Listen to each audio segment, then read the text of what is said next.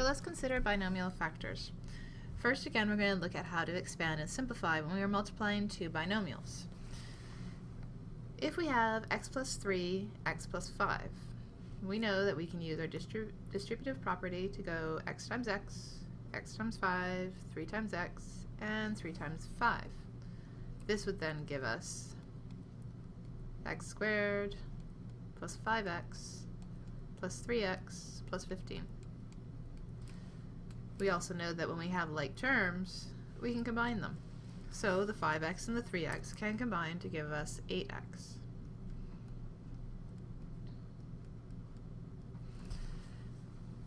So our simplified and expanded form of multiplying two binomials would be x squared plus 8/5 plus 15 in this particular case.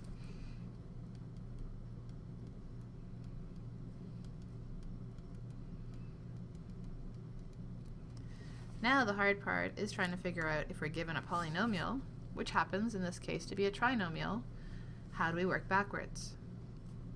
Now there's a couple of things to notice here. If I was to work backwards, I have x squared plus 8x plus 15 as my entire polynomial. There is a pattern as to how things work when you distribute them. If we noticed, the last term, when we have 3 times 5, this guy here is always the product of the last two numbers. Because we have like terms, 5 plus 3 is equal to 8. So this pattern of the middle term, the x term, adding up to the two numbers, and the last term, the constant, being the product of the two numbers, actually helps us when we're working backwards. We ultimately need to find two numbers that are going to add up to the middle term and multiply to 15. So if we think about what two numbers are going to add up to the 8 and what two numbers are going to multiply to 15, the best way to consider this is to look at the factors of 15. 15 can either be 15 times 1, or it can be 5 times 3. When we look at all the possible factors of 15, we can see which ones are options for adding up to 8. There's only one scenario.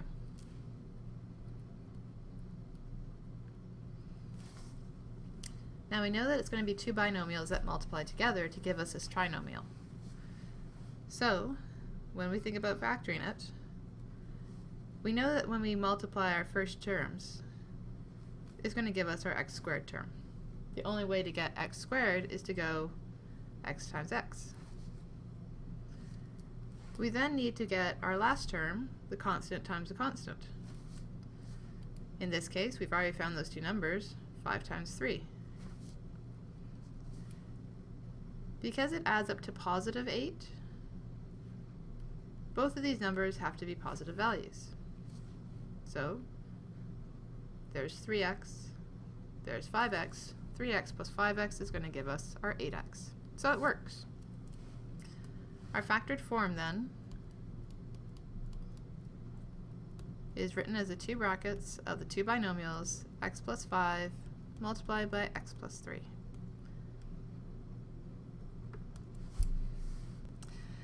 For these two examples, they are really good examples to look at in terms of the signs of the values. So again, we're still going to be looking at what can multiply to 32, but in the first case, we're looking at what it can add up to positive 4, in the second case, negative 12. And even a better point to look at is it's not just multiplying to 32, it's multiplying to negative 32 in the first one and positive 32 in the second one.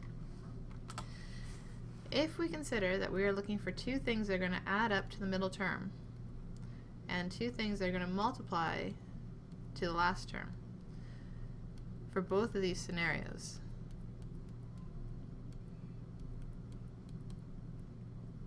the signs really do matter, and they are going to help predict what the actual factored form is going to look like. If we consider 32, first of all, 32 can be a product of 32 times 1. We can have 16 times 2. We can have 4 by 8. What else can we have here? I think that's about it. So we have those options. The one thing we have to consider as well, in the case of a negative, in order to get a negative, the only way we can do that is if we have a negative times by a positive. In order to get a positive, the only way we can do that is a positive times a positive, or a negative times a negative. So when we're looking for our pairs of numbers, we have to keep that in mind. In this case here, we want them to add up to a negative number. If we have two positives being multiplied together, we're definitely not going to have a sum that's going to be negative. So that eliminates that option right away. So in this case here, we have to have a negative and a negative value.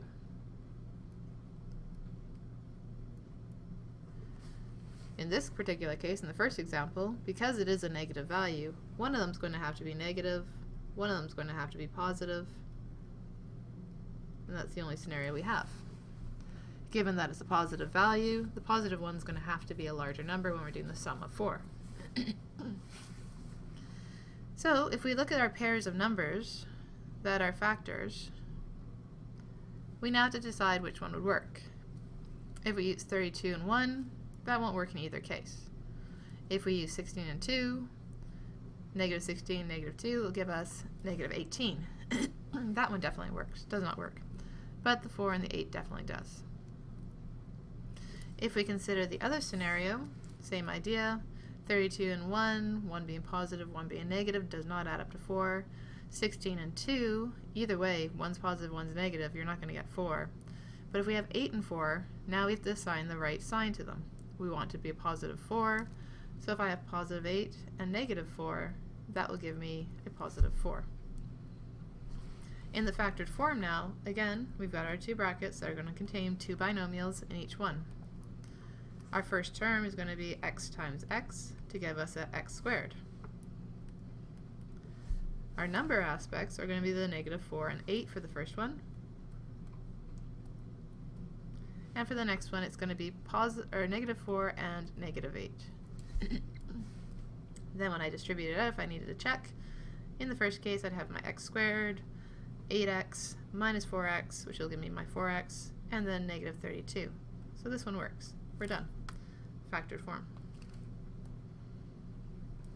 In the next case, we have x squared, x times negative 8, x times negative 4, which adds up to negative 12, and negative 4 times negative 8, positive 32.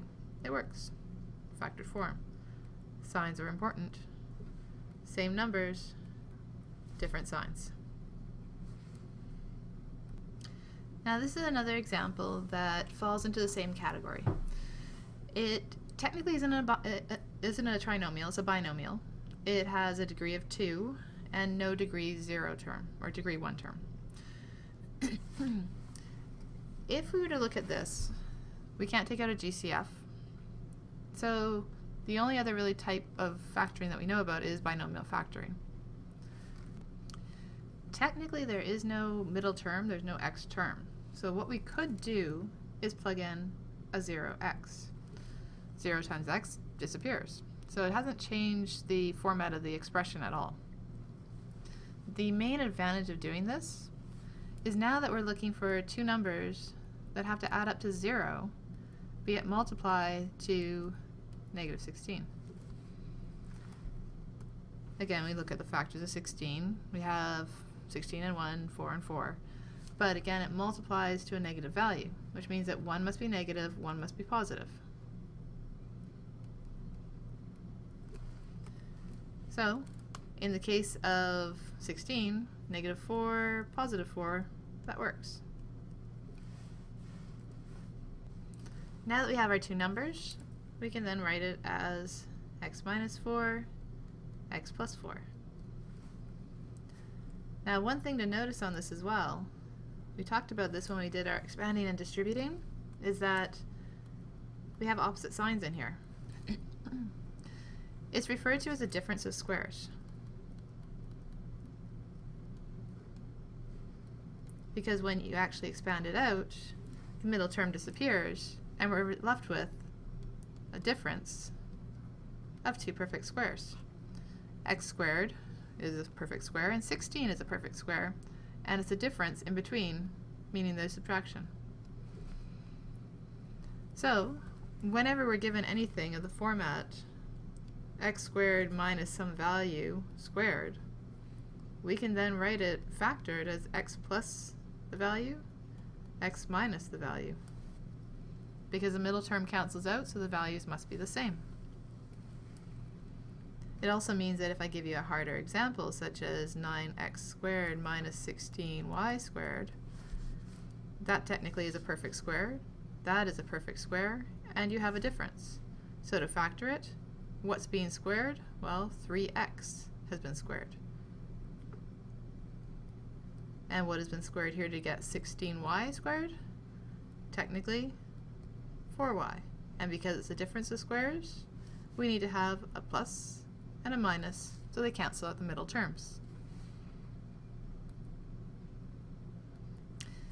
Another couple of examples are when we have trinomials that fall into the idea of being perfect squares. We talked about these examples as well when we were doing distribution. When you're expanding something that's a perfect square, it means that you're multiplying the exact same thing in two brackets. And we talked about how the middle term is 2 times the value, and the last one is the value squared. 2 times some value and something squared. So then the challenge is to figure out what's the value. Well, 2 times 5 is going to give me 10, and 5 squared works for this one. 2 times 6 will give me 12, and 6 squared gives me 36. So ones that are in this format, again, x plus 5, which can then be written as x plus 5 all squared. It's a perfect square. In this case here, x plus 6, x plus 6, x plus 6 all squared.